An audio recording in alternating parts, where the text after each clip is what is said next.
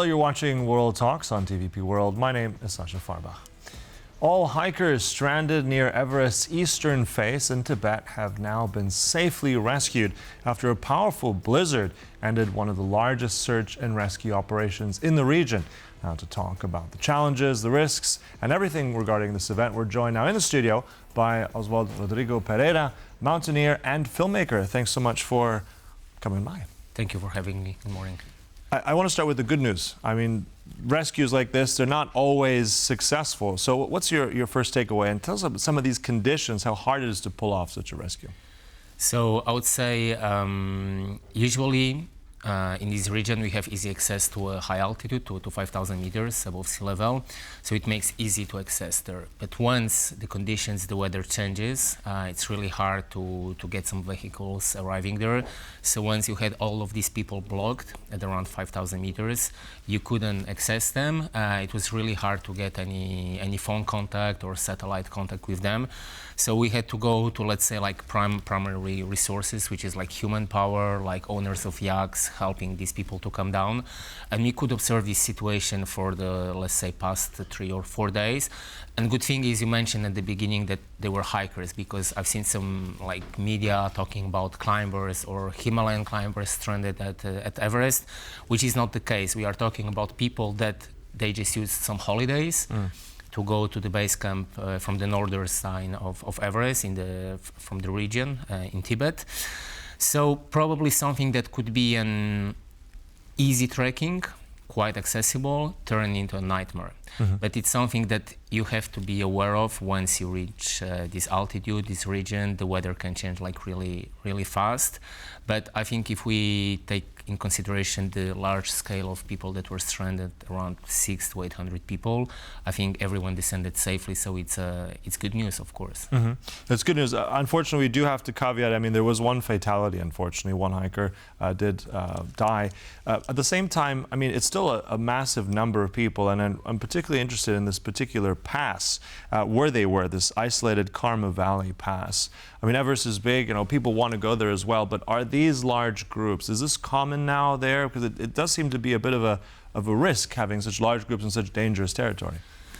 I would say it's quite common. I'm more familiar with the Nepali side of the Everest trekking, but even when I was there in fall, it was full of people going there.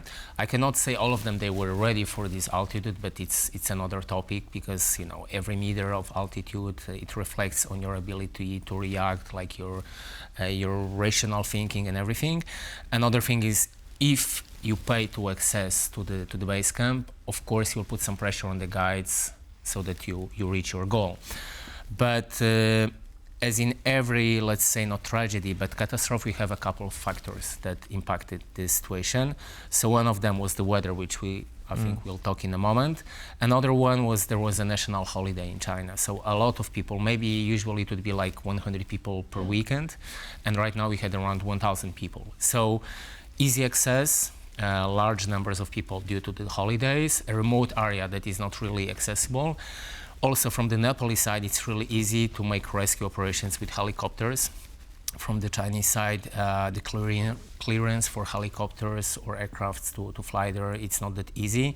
So it was not really helpful in this situation. But I would say the major factor was the fact that the weather changed really fast. On that note, the weather changing fast. I mean, you've been out there, you know these conditions. I'm just curious, though, is that now a commonplace? Has it become worse these last years? And I mean, how are these all things impacted here? I would say I'm observing what's happening even in the last, I would say, 10 months, and it's really a revolution. I mean, always in the mountains, it's really hard to predict models, because you have big models for, like, let's say, region and country, but on every peak, the small model is really hard to control. But what I observed this year, either if it was, I don't know, in Alps, in the Polish mountains, in Karakoram, or in Himalayas, the weather changes really fast. If you're a climber and let's say you have like 4 weeks to climb your peak, and you have bad weather, you'll wait in a tent for like 5 days. You have to shovel, you have to clear the tent and everything, but somehow you survive. But let's say you have 3 days and it's your like dream to reach Everest base camp because you'll come back to work and you'll tell your colleagues about it. Maybe you'll put too much pressure. Another thing is that I know from experience that people that are guided in the mountains, also trekkers, they paid for the service, so they demand. So I can imagine that there was a lot of pressure on guides. Of course, every guide is paid. He's paid for the job that he delivers. So I wouldn't be surprised if some people ignored like bad weather arriving, but for sure what happened right now in the Himalayas, and we can observe this on Choyu, which is also like climbed from the Chinese side, on Makalu and Dhaulagiri, there are still expeditions there. Everyone is talking about massive avalanches, massive amounts of snow. So I would say we have always to be like really aware of the changes of the weather. But right now in the Himalayas, in the mountains, it can impact your life. So it's really something we have to take in consideration. You also mentioned, and as I read out there, these are hikers, these are not professionally trained people. I'm also curious, I mean, if we look at the numbers as well, back to when this first started, people climbing to Everest back in 1979, 3,600 people. If we're looking at now, 2019, some figures, 58,000 tourists. Also after the pandemic, increasingly more per year, almost 1,000. I'm just curious, with so many people out there, and we said not really trained, not really ready for it.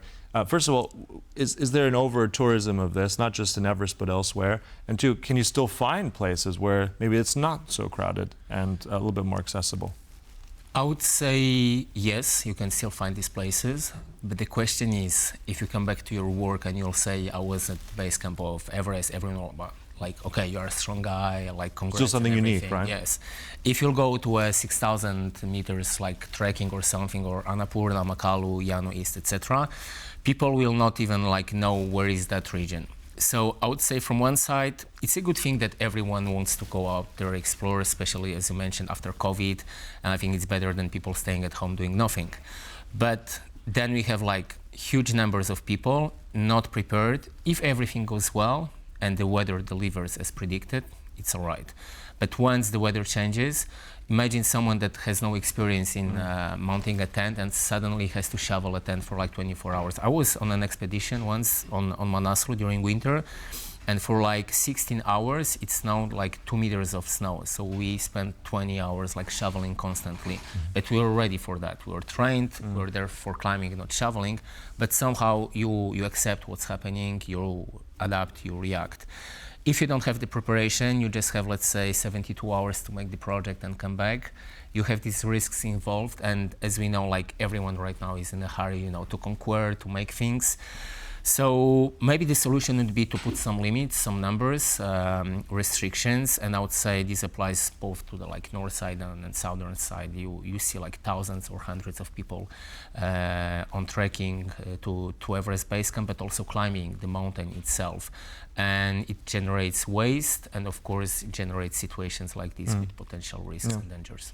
I mean, back to the climbers who were rescued. I mean, for a time though, it was kind of touch and go. There were a lot of them.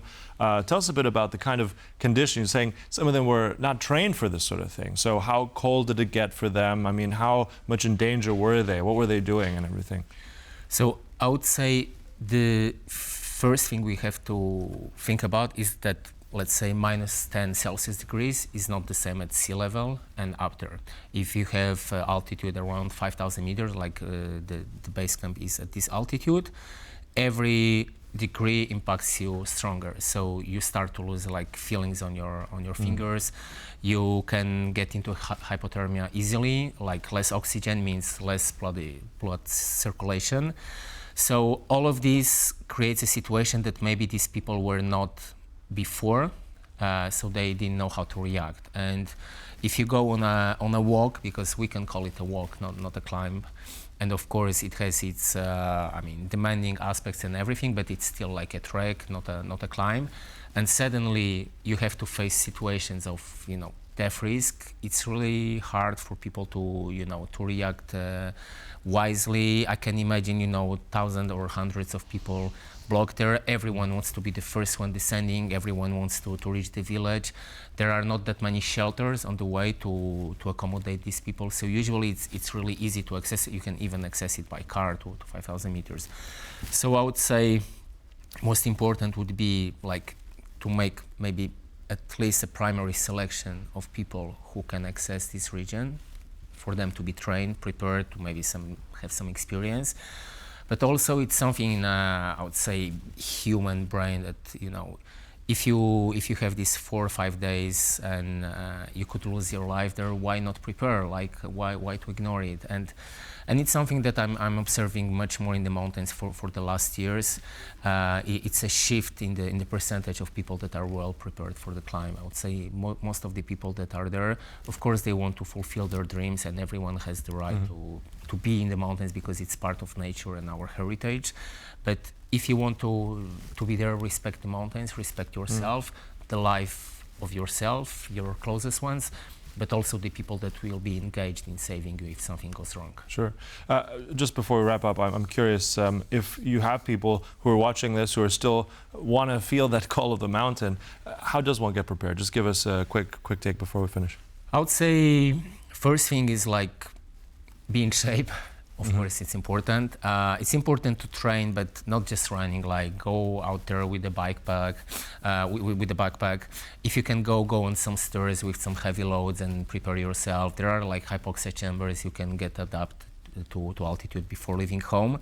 But I would say also research is super important. Even if you have your guide, even if you have a company that is like taking care of you up there, be prepared because you never know what can happen. So I would say preparation, mental and physical, but then research. Right, so just be prepared, and I think also you left up shoveling as well, and just in case, right, important as well. Yeah, absolutely, good. So many more tips, but look, incredible stuff. We will clue in on this, but thank you so much for coming in the studio, Oswald Rodrigo Pereira, thank you. And thank you for watching. That concludes this edition of World Talk, but stay tuned, much more coming up right here on TVP World. Goodbye.